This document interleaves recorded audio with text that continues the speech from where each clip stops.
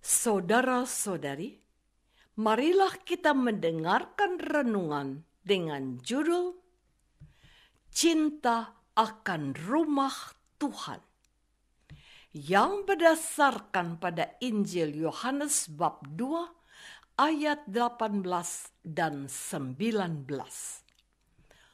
Orang-orang Yahudi menantang Yesus. Katanya, "Tanda apakah dapat engkau tunjukkan kepada kami bahwa engkau berhak bertindak demikian?"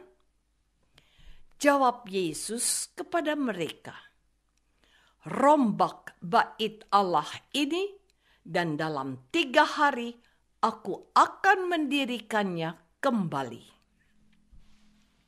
Dalam nama Bapa dan Putra dan Roh Kudus. Amin. Saudara-saudari terkasih dalam nama Tuhan Yesus Kristus. Konflik antara orang-orang Farisi, ahli-ahli Taurat, orang Saduki, berhadap-hadapan dengan Yesus semakin hari semakin memuncak. Satu di antaranya adalah yang kita dengarkan hari ini.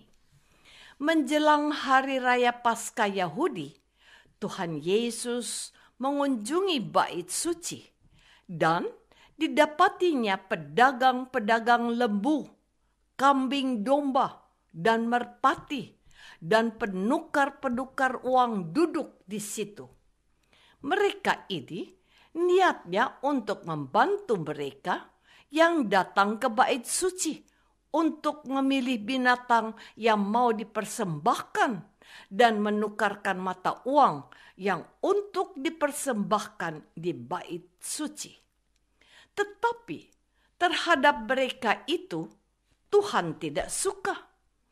Tuhan Yesus membuat cambuk dari tali, lalu mengusir mereka semua dari bait suci dengan semua kambing domba dan lembu mereka. Uang penukar-penukar dihamburkannya ke tanah dan meja-meja mereka dibalikkannya. Tidak hanya itu, melainkan beliau berkata dengan keras, "Ambil semuanya ini dari sini. Jangan kamu membuat rumah Bapakku menjadi tempat berjualan."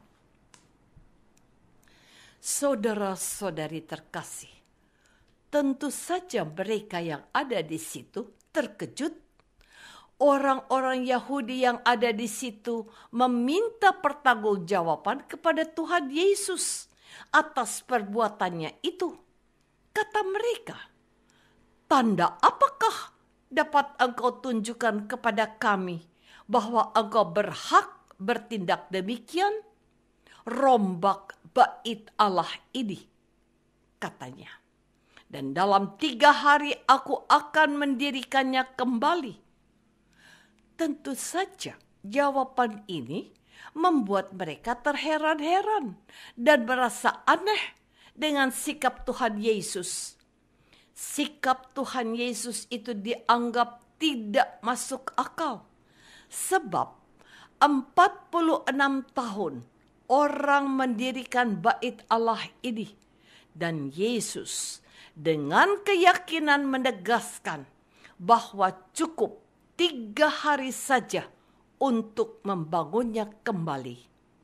Dalam terang kebangkitan, gereja memahami firman Tuhan Yesus bahwa yang dimaksud dengan bait suci adalah tubuhnya sendiri. Ia bangkit pada hari ketiga setelah ia menderita sengsara dan disalibkan serta dimakamkan. Dalam terang kebangkitan, umat Allah percaya akan kitab suci dan akan perkataan yang telah diucapkannya. Ketegasan sikap Tuhan Yesus terhadap tindakan yang tidak terpuji yang telah dilakukan oleh para pedagang ternak dan penukar uang di pelataran bait suci itu mendidik kita untuk berbuat yang semestinya dan sepatutnya ketika berada di lingkungan bait Allah atau gereja. Saudara-saudari terkasih, gereja di mana kita berkumpul sekurang-kurangnya seminggu sekali janganlah menjadi kegiatan rutinitas belaka, bahkan nyaris tanpa makna. Selain bahwa supaya orang tahu kalau kita ini orang Kristen yang telah melakukan kewajibannya. Ke gereja setiap hari Minggu, juga seperti hari ini. Jangan sampai kita lalaikan. Sekalipun kita masih berada pada masa pandemik, sebagian dari kita diizinkan ke gereja dengan protokol kesehatan yang ketat. Sisanya mengikuti ekaristi dari rumah secara daring atau live streaming. Nah, yang di rumah ini jangan sampai lupa merayakan ekaristi dan menerima komuni secara batin. Kelonggaran yang diberikan oleh gereja kepada umat Allah jangan sampai justru menjauhkan kita dari habitus atau kebiasaan merayakan ekaristi. Ekaristi jangan dijadikan kewajiban, tetapi sebuah kebutuhan untuk secara terus-menerus bersekutu dengan Allah dalam perayaan sakramen ekaristi.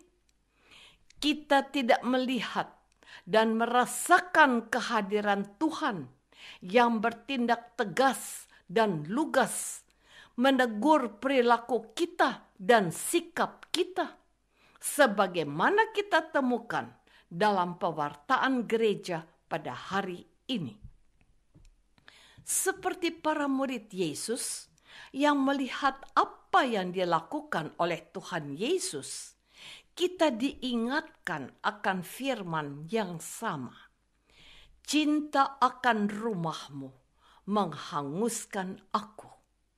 Maka perlulah ditumbuhkan kecintaan pada rumah Allah dengan sikap dan perilaku yang benar.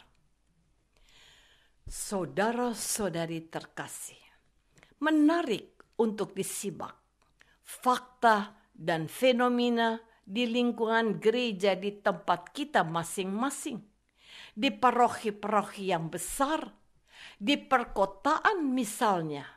Di pelataran gereja masih ada sejumlah orang yang berjualan makanan dan aksesoris dan benda-benda kudus.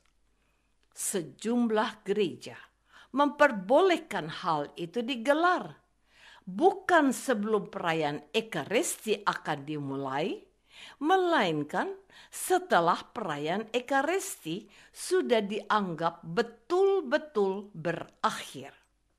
Dan bahkan yang diizinkan itu di luar area gereja, beberapa meter di luar tembok pembatas gereja, untuk memelihara suasana yang sakral di lingkungan gereja.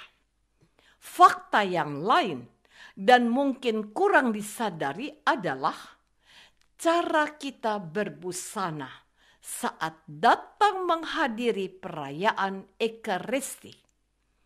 Orang menggunakan baju santai dan cenderung terbuka karena setelah pulang gereja mau langsung plesir atau main ke mall terdekat.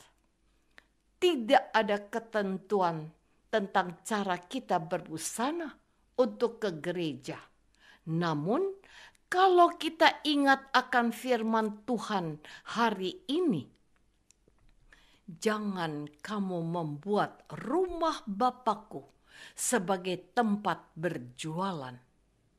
Kita diingatkan bahwa sepantasnya lah kalau kita ke gereja, kita mengenakan busana yang di samping bersih, juga sopan, serta tidak mengganggu mata orang lain yang ingin berdoa dan berjumpa dengan Tuhan di rumahnya. Kita ke gereja mau berjumpa dengan Allah bersama imam, wakil Kristus yang mempersembahkan korban kudus bersama umat pilihannya kita. Marilah kita berperilaku untuk menyenangkan hati Allah. Apakah aku sudah berusaha hadir dalam rumah Tuhan dengan hati yang suci? Marilah kita berdoa. Bapa, di masa prapaskah ini, kami diajak untuk menaruh hormat yang pantas akan rumah-Mu. Bantulah kami menghargai kehadiran-Mu dalam bait suci-Mu, juga dengan memelihara hati suci agar Engkau hadir di dalamnya. Demi Kristus Tuhan kami. Amin. Semoga kita semua selalu dinaungi dan dibimbing oleh berkat Allah yang Maha Kuasa, Bapa dan Putra dan Roh Kudus. Amin.